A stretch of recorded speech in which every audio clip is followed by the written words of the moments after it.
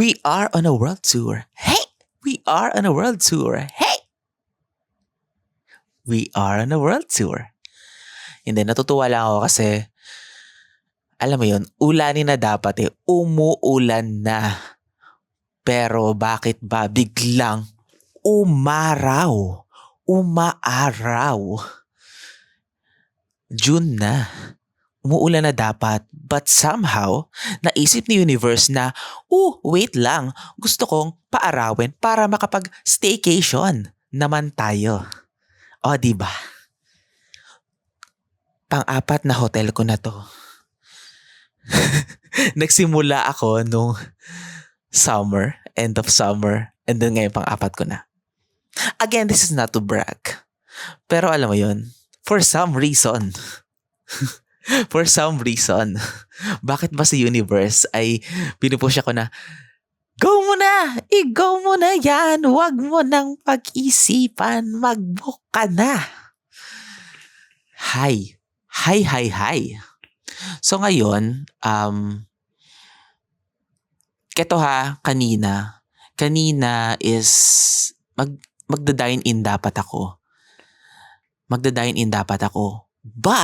But again, for some reason,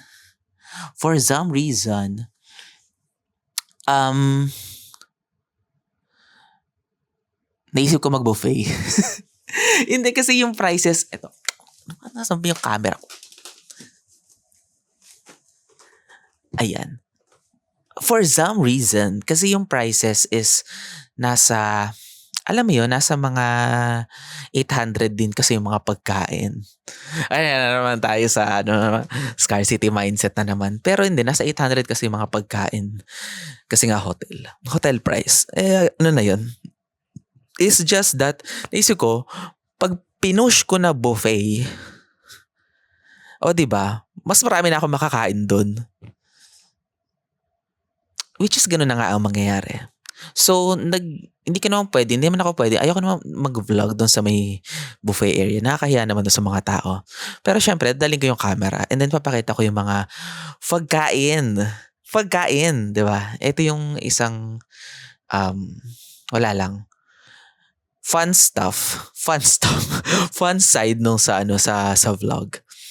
Ganon. Parang may serious, meron din fun, ganon. And then papakita ko na lang yung mga masasayang part. Ganon. Ina-narrate ko na lang kasi ayoko nakaya na ako magsalita dun sa may sa may buffet. I mean, kaya nga din ako nag-hotel kasi nahihiya naman ako na mag-vlog sa mga mga kainan, di ba? Para nang di ka ba nakakain? Ganun. Pero wala lang, di ba? Masaya namang i-vlog. O, di ba? Gusto ko ang ganda ng robe nila. Gusto kong bumili ng ganitong klase na robe kasi makapal siya. Parang doon sa iba kasing hotel, medyo manipis eh. Ito gusto ko yung nila na, ano ba to? Very makapal na kota. Mukha siyang tuwalya, mukha siyang towel na ganun kakapal. Kasi kapal siya ng towel. So, hindi na ako kailangan may dala din akong jacket pero hindi na ako nagja-jacket kasi nga good enough na to. Sumegway pa. Oh well, yun lang. Ayun. Natutuwa lang ako na actually kasi Monday na ngayon. Monday na. Pero tamo naman. Ilang araw na to natutuwa lang kasi ako na ilang araw na to na maliwanag. Like seryoso, umuulan na. Subusabi dapat, hindi naman akong babasa dahil lang, pero natutuwa ako na tingnan mo ang ganda ng araw. Hindi kasi kita dito Para maputi lang siya dito. Maputi lang yung register sa camera. But siguro re-record na lang ko na ilang clips. Ang ganda. Parang summer uli. Parang nag-retrograde yung summer. Ganon. Oh my God, 4:44 on the clock. Ayun. So, magbe-breakfast buffet ako, tapos magdi-dinner buffet. O, diba? Busog-busog na naman. Busog na yan. Wala ka. Ano yung kantang yun? Yung may pusa na sumasayaw. Busog, ay, wala ka nang magagawa, busog na yan. O, di ba? Yun lang, natutuwa lang ako. O, di ba? Alam ko Lunes na Lunes and ang tawag dito, Lunes na Lunes and pumapasok na ibang mga tao pero kasi naka-holiday ako. So, ayun. Thank you, Universe. Thank you, Universe. Kasi ngayon ko lang dito na-experience sa buhay ko na, oh my God, sa senti pa, gano'n. Hindi, kasi wala lang. I mean, dumating na din naman ako sa part ng buhay noon na ni halos wala akong holiday. Ni hindi ko na alam kung ano yung idea, kung ano yung concept ng bakasyon or kahit isang araw lang. Kasi kahit na ultimo yung mga holidays talaga is pumapasok pa rin talaga kami. Ganun. So parang nasanay na ako na, alam mo yun, parang trabaho-trabaho na lang lagi. Ganun. Yeah, syempre may pera ka, ganun. Pero kasi kailangan naman din talaga natin mabuhay. But it's just that, alam mo yun, yung pahinga naman tayo, relax naman tayo, 'di ba? Break naman tayo. Kasi naman yung iba din naman 'di ba? Papapasukin mo yung mga frontliners mo, 'di ba? Tapos ikaw nakabakasyon. 'Di ba? 'Di ba? 'Di ba? May mga ganyan, 'di ba? Yung pwede namang na holiday, ang tawag dito, holiday siya dapat na hindi naman kailangang pumasok yung may mga workload, 'di ba? Parang pwede naman na ipagpalipas muna 'yan, 'di ba? Pero talagang pinapapasok nila just because what the heck, 'di ba? What the helly? 'Di ba? 'Yun lang. So, magnanarrate na lang siguro ako sa mga susunod na yung kung ano yung mga kinain ko doon sa buffet. Ganun kasi maganda siya. Yun lang. And then mamaya magbe-breakfast buffet uli ako. Di ba? Back to back. Wala ka nang magagawa, busog na yan. Ayun lang. Hello. So yun na nga. Hindi naman ako reviewer dito ng anything. I'm not doing this to review. Pero syempre, this is the fun side of kung bakit ko ginagawa to. 'Di ba? So, yeah, kumain ako ng buffet. Kasi naisip ko, chinek ko yung chinek ko yung dine-in, yung in-room services nila. And napansin ko na parang, wait lang, parang, naman tayo, medyo mahal na naman. Scarcity mindset. Parang, kailangan nga, di ba? Kumain ka kasi parang, use the money. Gano'n. Pero na-realize ko na, check ko pa yung ibang options. Tapos nakita ko, meron silang buffet. Like, sakto kasi, like holiday, yung holiday kasi, Father's Day. Ganon. So, ang ginawa ko, nakita ko meron silang buffet pero hindi yung parang medyo mahal ng konti kasi parang 1.8 yung buffet nila.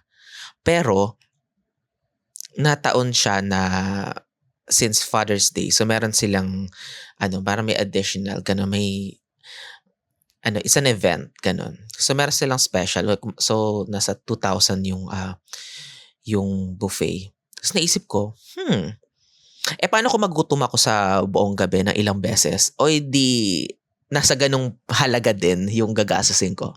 So naisip ko, hindi naman ako magsuswimming. Hindi naman ako, ang tawag dito? Hindi naman ako mag-gym. Ganon. Wala naman ako ibang gagawin. Diba? Nandito lang ako sa loob. So why not? Kumain na lang tayo. Kumain na lang ako, diba? Kakain na lang ako. So yun na nga. O di kumain nga ako sa baba. Naisip ko, i-go mo na lang yun. I-go mo na yung dinner buffet. Kasi andito ka na rin din lang. Hindi ka naman matutulog ng hapon or ng gabi. So, masusulit ko yung buffet by 6 hanggang 10 o 10 p.m. O di na nga, punta ako dun. Tapos, chineck ko lang muna. Parang sinanong ko muna kay ate, gano'n. Paano, gano'n. Like, kung ito ba ay i-charge doon sa room or magbayad ba ako upfront. I mean, may pera naman ako syempre. I mean, I can pay upfront, gano'n. Pero, I don't know kung paano yung ano nila, yung sistema. So, sabi niya, pwede naman daw i-charge na lang sa room. Okay, sige, charge sa room. Tapos inisip ko, uupo na ba ako or hindi pa? Isip ko, hindi, akyat muna ako. Mag-ano muna ako, maliligo muna ako, mag-refresh muna ako. Tapos, um, bihes, palit damit. So, ayun. So, nandun na nga ako sa buffet, bumaba uli ako. Tapos, wala lang, ang ganda kasi, parang naengganyo ako kasi ang ganda nung setup and ang ganda nung mga yung may mga cakes, gano'n. Hindi naman ito yung isang beses ko dito sa hotel na 'to. Parang noon nakapunta na ako dito, pero hindi ako nakapag-dinner buffet. Nakapag-ano lang ako, breakfast lang. So, literal na breakfast nga lang din makakain ko. Pero yung dinner nila is parang, ang ganda pala, gano'n. Parang natuwa ako because ang ganda nung setup, ang dami. Lalo yung ang daming pastries kasi. Tapos, yeah, the typical na may papaluto, ka magpaluto, gano'n. Tapos nakuwento sa akin na ano pala, iba-iba pala yun. Nagpapalit-palit sila ng, what do you call that? Ng Hindi naman recipes, yung mga pagkain na nandun, gano'n. Siguro kasi kung ano yung special that day kasi, kahapon kasi is, Father's Day. So, Father's Day special, gano'n. So, yun yung setup nila, yun yung look. So, the typical na food na kung ano yung gusto ko, kinuha ko lang. Pero nagustuhan ko yung praline. Oh my God. Praline or praline. Hindi ko alam kung ano yung basa doon. Basta ano siya, yung mga maliliit na chocolate. Ganon. Tapos hindi ko kasi siya masyadong pansinin nung una. Parang, syempre, ang dami mong makikita, gano'n. Parang kuha ko lang. Sa pansin ko, ano kaya 'to? Parang siyang iba-iba yung kulay niya. Merong red, merong green, merong ano. Tapos may mga syempre, hindi ko napansin, meron pala mga labels sa baba. Gano'n, kung ano yung kung ano yung title. Title, kung ano yung pangalan nung mga pagkain. So, may mga nakasulat naman pala do'n. So, nakalagay do'n is, yun nga, praline. Kasi ko, ano ba 'tong praline na 'to? Tapos kumuha lang ako, mga 3 piraso lang. Kuha ako ni praline. Tapos nung natikman ko siya, masarap pala. Bumalik yun, it reminds me of my childhood na, oh my God, ito pala yung praline pala yung tawag dun sa chocolate na yung mga nakakahon, yung usually mahal sila. Expensive yung mga gano'n na mga nakakahon. Tapos, pag kinagat mo siya dun sa loob, may pa-surprise na di mo alam kung it's either, ano ba yun, parang caramel, or yung may alak, yung may, ano ba yun, parang may wine, may ganun, minsan may fruit sa loob, ganun. Parang it's a surprise kasi iba-iba yung shapes niya, di ba? So, parang naisip ko, oh my God, yun pala yun. Sana pala dinamihan ko ng kaunti yung kuha ko kasi hindi ko alam. Tapos ang ganda kasi basta masarap siya, masarap lahat. Tapos ito nakakatawa, nung pagbalik ko kasi yung itsura nung setup, the chocolates, yung mga praline na part na nandun. Tapos yung ibang mga katabi niya is yung ibang mga dessert. Kasi since Father's Day, so ang ginawa nilang, meron sila dun chocolate na naka-form. Yung chocolate na korteng sapatos, pair of shoes, ganun. For their Father's Day special. Ina-expect ko nung una, akala ko wala naman sigurong papansin nito kasi parang design lang naman 'yun, 'di ba? Parang yung halimbawa, for example, yung sapatos nando'n sa gitna tapos nando'n sa tabi-tabi niya yung mga chocolate. Wala naman sigurong papansin nung sapatos. Alam mo, pagbalik ko, Hindi ko wala pa namang 1 hour yun kasi parang syempre kain-kain, bibilisan ko lang gano'n. Siguro mga less than 30 minutes. Pagbalik ko dun, pati yung sapatos nawala. Pati yung chocolate na sapatos kinain din talaga. Oh my God, parang ganun pala kasarap yun, ganun. May natira dun na siguro 4 na piraso pa. Hindi na ako nagdalawang isa, kinuha ko na talaga. Kinuha ko na yung 4 kasi parang sayang. I mean, oo naman, parang pwede mo namang balikan yun. Pero it's just that parang nandun ka na rin lang sa moment, di ba? Why not? Huwag ka na mahiya, di ba? Huwag na tayong magkahiyaan. Parang kung gusto mo. Go, go, go. 12:12 on the clock. 12:12 on the clock. Universe. Gusto mo yan, universe. Gusto mo yan na masaya ako. O, di ba? Gusto ko rin to, actually. 12:12. Mamaya uuwi na ako. Konti na lang. Ililitanya ko lang to saglit. Hindi, yun lang. Parang, yeah, this is guided by, I do believe this is guided by the universe. Parang, tuloy mo lang yan. Maging masaya ka lang. O, di ba? May nakukwento ngayon because experience. O, di ba? Yung kabavlog mo is you are healing something in yourself. Hi.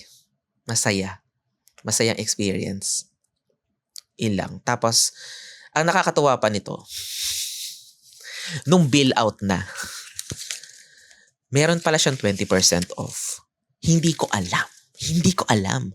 Kasi parang sinabi sa akin doon ni kuya na, ready naman ako magbayad ng 2,000, ganun. It's just that sabi ni kuya, nasan po sir yung yung card ninyo na, yung may slip daw doon na meron 20% off. Kasi daw pinopromote nga nila yung buffet nila. Ganun. So parang ako, di wala, ito lang talaga. And naalala ko, sabi ko, hindi. Naalala ko nga pala, nagpalit ako ng room. Kasi hindi, mali yung room na nabigay sa akin. Parang itinama, ganun. So nagpalit ng keycard. So ang nangyari is, nakakatuwa na talagang inasikaso, pinush ni kuya na, ang tawag dito, pinush niya na mabigyan ako ng discount. Kasi parang lahat daw pala nag-check-in, talagang merong ganun.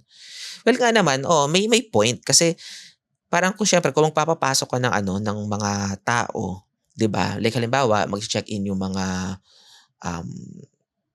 the residents, the residents for the day, 'di ba? Siyempre, gusto mo silang kumain dito mismo sa hotel. Hindi mo sila pakakainin sa labas. Hindi mo sila pag-o-orderin sa labas. Kailangan dito lang, 'di ba?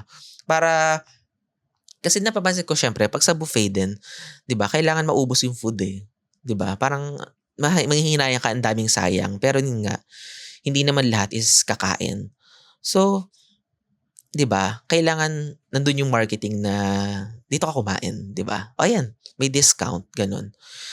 Tapos wala lang, nakakatuwa. Naka-menos ako ng 400 pesos. O 'di ba? Pamasahe ko din yun later. O 'di ba? 1,600 lang yung binayaran ko. 'Di ba? Mga unexpected na nag-unfold na I don't know, siguro baka tinetest ako ni universe na, sige nga, kaya mo bang gumastos? Kaya mong gumastos ng extra? 'Di ba? Para sa buffet. Kaya mo gumastos? Ay, pinrove ko, sige, gastos ako. Ayun, binigyan niya ako ng discount. Pakonsuelo. You made it! You made it! Boom, boom, boom! Ganon. Kaya siguro binigyan ako ni universe ng mga synchronicities, mga angel numbers to tell me na, okay, you passed the test. You are doing well, 'di ba? Parang now nililipat mo na yung mindset mo from scarcity to abundant paunti-unti, 'di ba? Parang set of practices, exercises na minsan kailangan mong mag-demand ng mas maganda pa sa buhay. Oy, 12-12 again. 12-12 na naman as I said that. 12-12 again doon sa word, 'di ba? So yun lang, mag-demand tayo sa buhay ng lahat tayo may karapatan na maging masaya and Well, alam mo na yan. See you on next vlog. Bye-bye.